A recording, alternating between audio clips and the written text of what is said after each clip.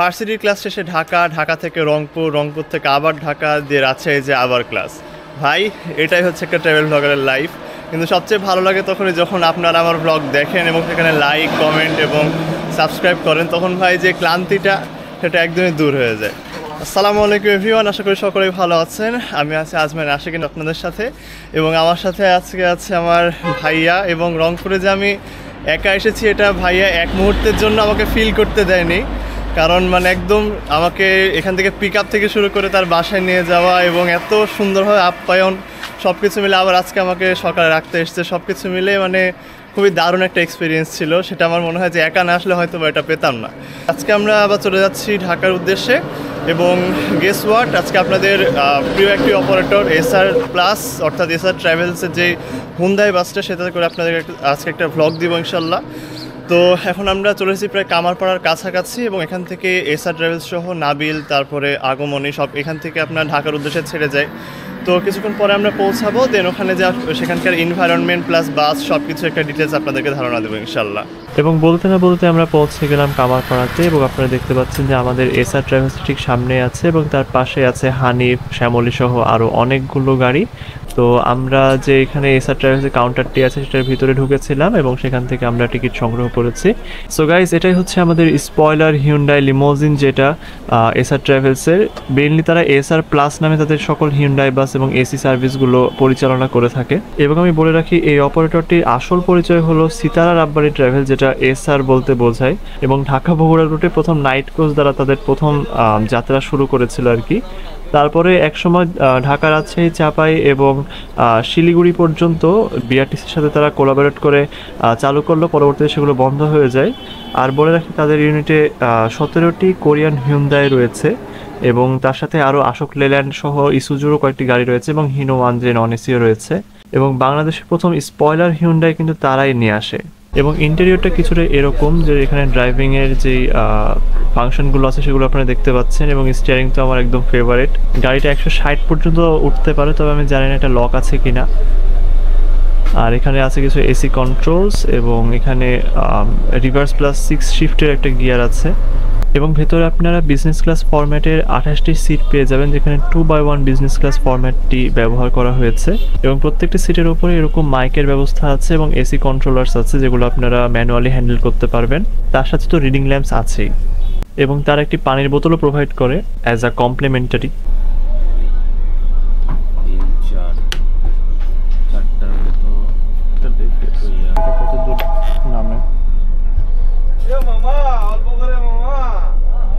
পুরাপুরি সিটটা নামে না, জাস্ট এরকম সেমি স্লিপার টাইপ আর কি একটা ফিল পাবেন যদি এটা সম্পূর্ণ নামিয়ে দেন, এবং লেগ রেস্টটা যদি আপনারা উঠিয়ে দেন।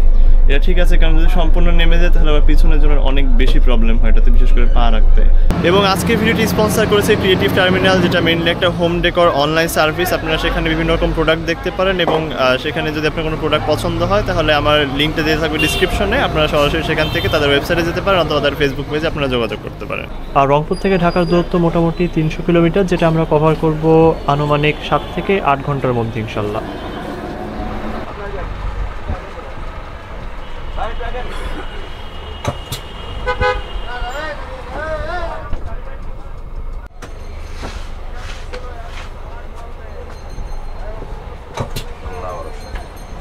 ওষুধের দাম বলে কম, ওষুধের দাম ডায়াবেটিসের না, আপনি খেতেছেন কত করে, কম নাকি বেশি? একবারে মেলাটি ওষুধ নিয়ে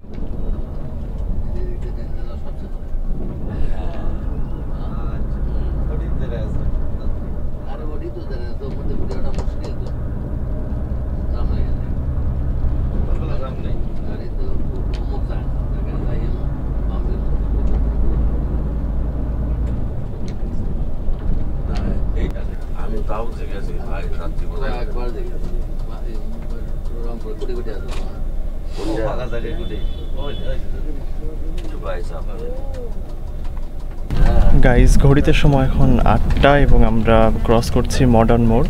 আর একটা বিষয় বলে রাখি যে এসআর ট্রাভেলস কিন্তু তাদের নিজস্ব ওয়াইফাই প্রোভাইড করে তাদের প্রত্যেকটা হুন্দাই বাসে। মানে ভাই সার্ভিস মাস্টার এমনি বলা হয় না তাদেরকে।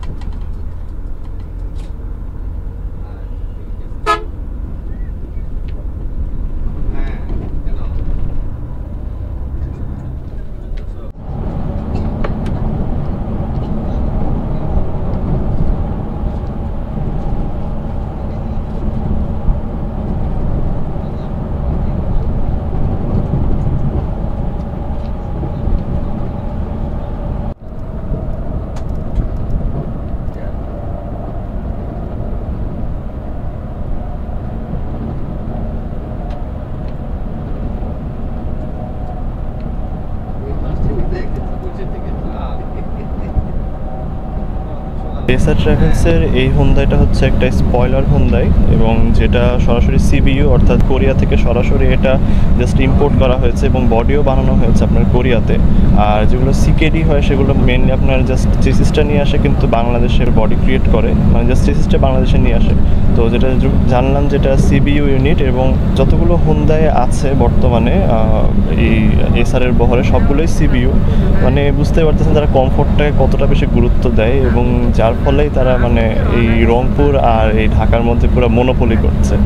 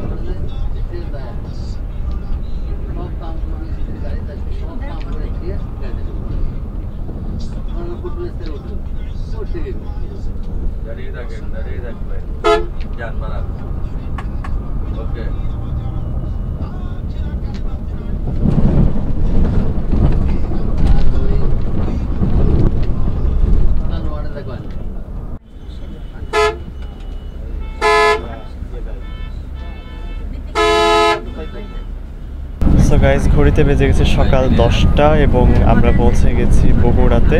আর বলে রাখি, বগুড়ার দই যেটা আছে সেটা পুরো বাংলাদেশে ফেমাস। এখনও ট্রাই করা হয়নি, তবে যদি বগুড়া থেকে কেউ দেখে থাকেন অবশ্যই বলবেন যে আপনাদের এই দই এমন বিশেষ কী আছে যেটা বাকি বাংলাদেশের যে কোনো দই থেকে আপনাদের এটাকে ভিন্ন করে রাখে।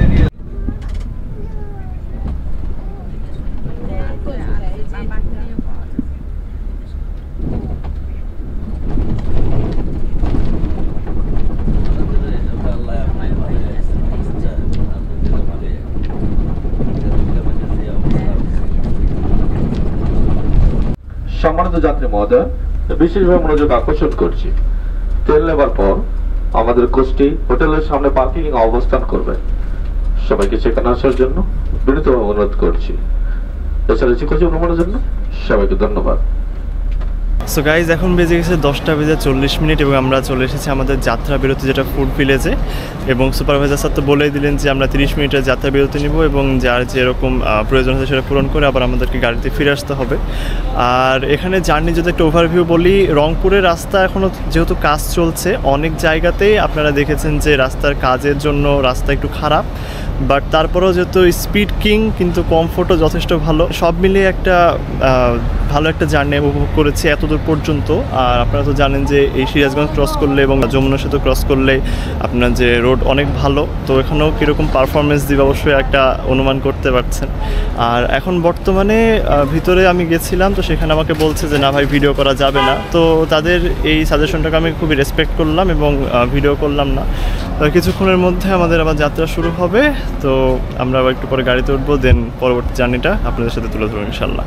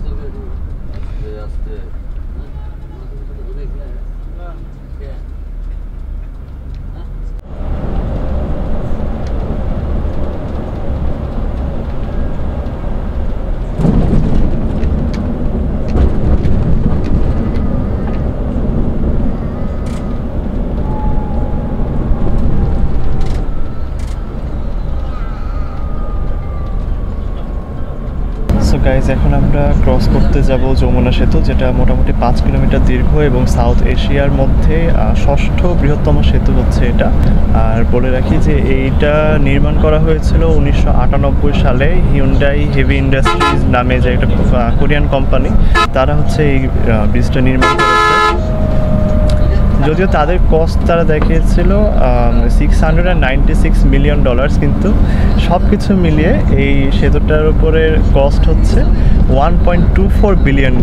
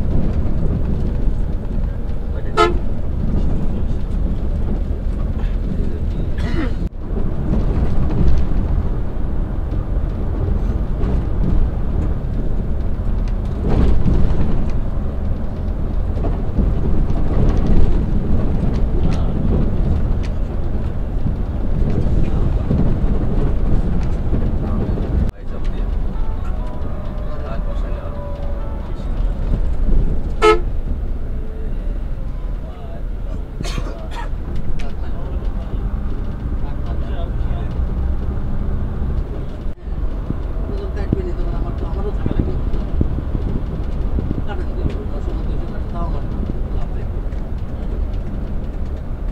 460 টাকা দিয়েছে এটা ভালো লাগে ভালো লাগছে তাই দিয়েছে মেডিকেল বাইতে নিয়ে যেতে দেবো পরে দেখে যায় আবার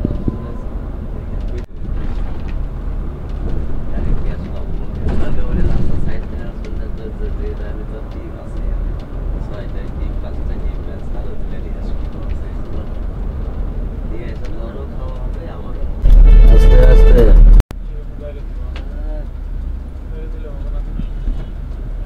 কিন্তু গাড়ি ঢুকে